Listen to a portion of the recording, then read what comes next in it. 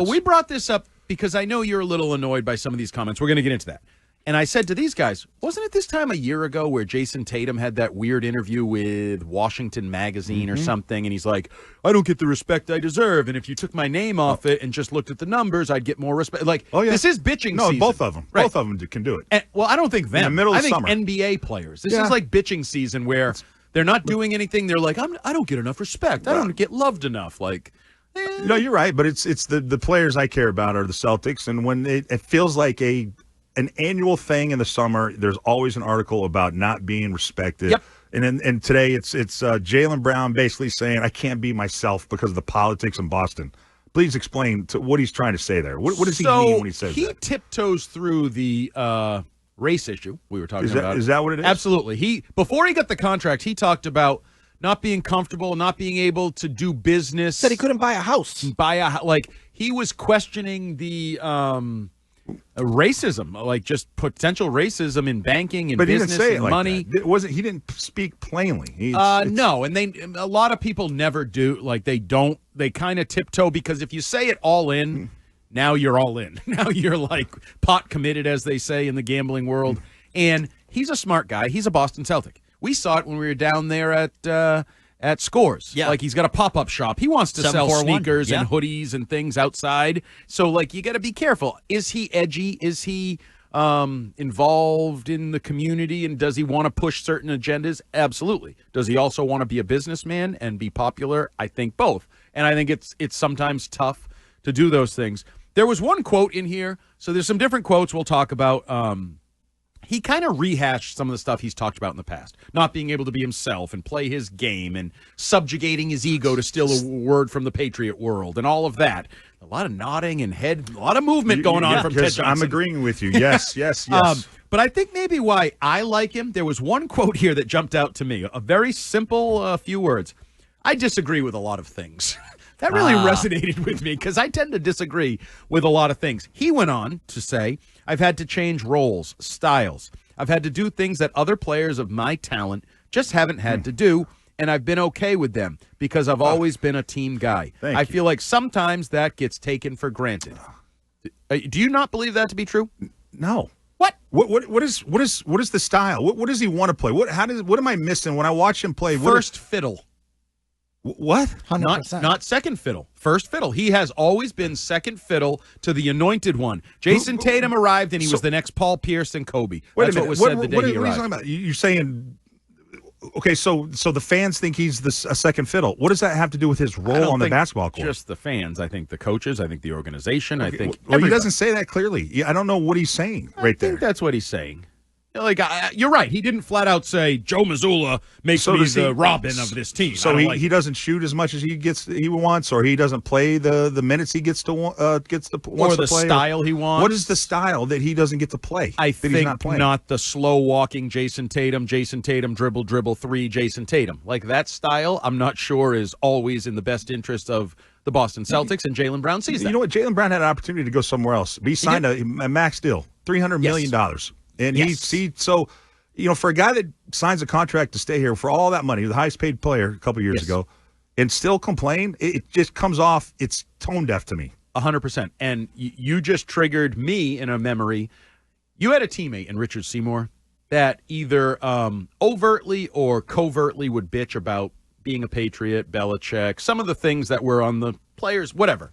And then he signed a massive deal. But he did later. But he signed a contract, and I'm like, well, you signed a contract. If it's so bad here, take your services elsewhere. You're a Pro Bowl people will want you. People will pay you. The one big difference for Jaylen Brown is he makes more with the Celtics than anywhere else. The only place he could sign the Supermax because of the whole NBA, CBA hierarchy was with the Celtics. So he went where the money was. Now, he also probably likes winning and likes the organization.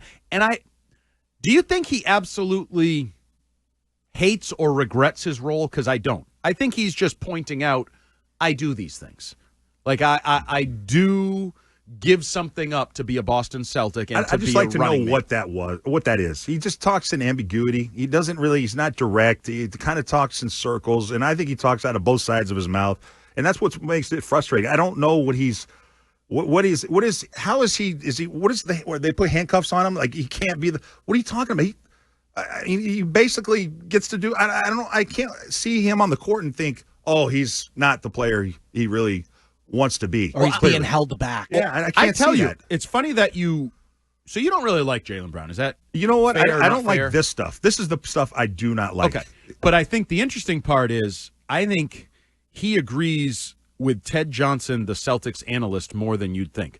I think he would like a team that plays basketball with less threes, more defense, more aggression, more physical. He has over the years. It was a story a couple years ago before they won the title, Dan Paul, that they would finish huddles, and instead of saying, like, go Celtics, he'd say, defense. Right. When he thought they were getting away from their roots as a defensive first team. And they did. Their defense started to become – they were good, but it wasn't the priority anymore. They started to become a little bit more of an offensive team, a Jason Tatum three-point team. I also don't love that, by the way. If you feel that way, say something. Don't do like a passive-aggressive cheer and then go back and play. So I agree with that. There is some things, and he did say, I'm different. I've done different things, pissed people off, made people not like me, things like that.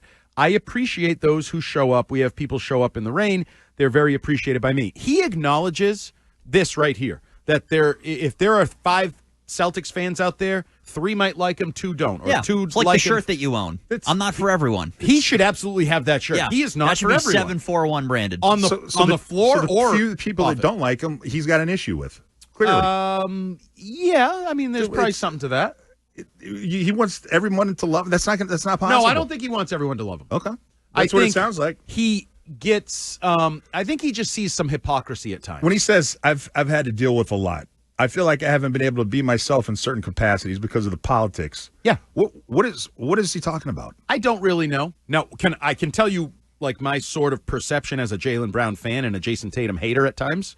I think he's annoyed by the anointment of Jason Tatum. And just like he feels like Jason Tatum is the guy, if they were going to make a big trade, they're going to call Jason Tatum and then maybe they text Jaylen Brown. Yeah. Like that Jason Tatum is more invested or tied into the organization than he is. That's just what I read. The last quote is the closest he gets, Ted, to saying that. I feel like I'm very talented. I'm one of the talented people in this league on this planet. I feel like I'm looking forward to showing the world more. He just wants to be a number one. Let's go. He believes he should be a number one on the Celtics or somewhere else. But to your point, all right, so ask for a trade. Don't sign the deal. Get out. Go somewhere where you can be a number one. Ask to be that. Go to say trade me to Dallas for Cooper Flagg. Yeah, bro. Or what, whatever. Or make a bad pass and make Jason Tatum adjust to it, tear his Achilles, and get your chance to be a number one here. Perfect. Play right according to plan. But what does that say? Here's a guy that would rather be a number one than being a part of a team that wins championships. Yeah, and then the I don't same know thing about he's saying that. it's such a team player. Well, he won a title. He stayed here. He chose to be second fiddle to Jason. So his actions. What a burden it's been on me. What a burden, Ted. Exactly. Oh, my God. I don't care for the tone of this room right now. Speaking out of both sides of his mouth. No. His actions are what you guys want. His words are what annoy you. Is that fair? Like his actions are, he played second fiddle to Jason Tatum. He plays the style that Joe Mazzulla wants to play, and he has been a good teammate, and he has helped you win a title. Like all those things that you want. And then he has to remind you, though, I could be something else. Yeah, he's kind of open-mouthed insert foot. Yeah. A little bit. Going into a year where it's I don't know, it's his kind of team right now, and this is the tone he sets. It just kind of the timing of it just always.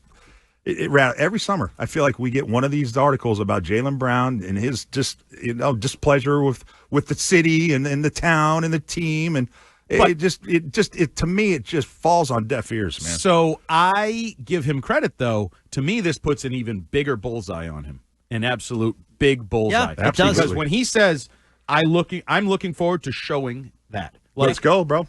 Right? He's going to get his opportunity to show the world. Now, if I were him, part of this article would have been, now I would have preferred they not trade away 2 key veteran players and tear the team down around me when it's my first shot to be the number one. But it doesn't matter. He's one of the most talented people on the planet, and he's excited to show you that. He is. Doesn't matter. Hopefully he works on his ball handling this offseason. I'm a little worried about that, if we're going to be honest. But that point is well taken. I think he's definitely good.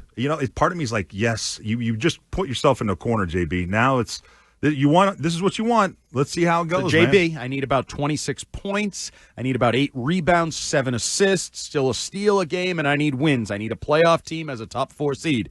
That is your challenge. If you're as good as you think you are, and you're as good as I've been selling for 5 years on this flipping radio station, you'll get your ass out there and you'll live up to it. I mean, he's had a couple opportunities. You know, JT got hurt in a finals game with his ankle early in the game. We saw how that turned out. Yeah, that one wasn't great. You saw last year how it turned out against the Knicks. I saw the second to last game of this season where he was awesome. Then I saw the last game where no one else showed up. Well, There's little minute samplings, but now it's going to be game after game, night after night. It's going to be 82 of them, hopefully, that he gets his ass out there and leads the Boston Celtics.